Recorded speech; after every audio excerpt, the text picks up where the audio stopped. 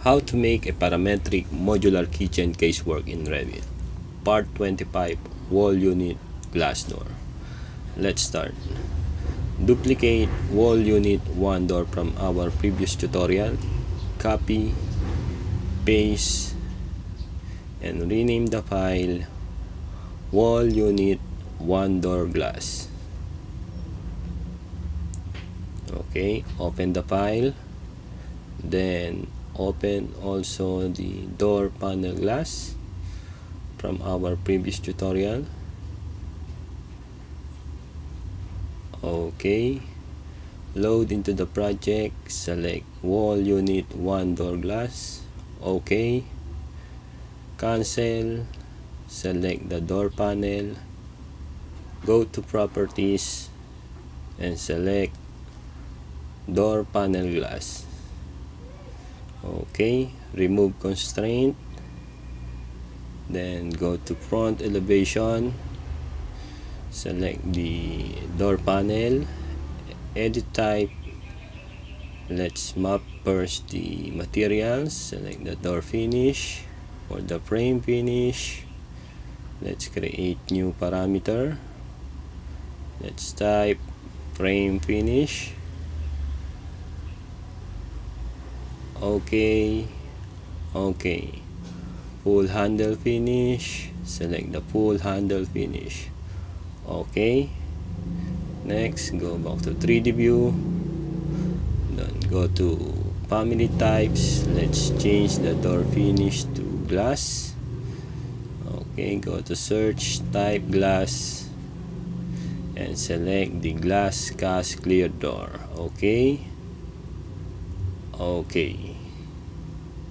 next go to front, select the door, mirror, uncheck copy, select this reference plane. Okay, select the glass door, move the arrow. Okay, let's move this arrow. Okay, then align, select this reference plane, select the bottom edge of the glass door and lock.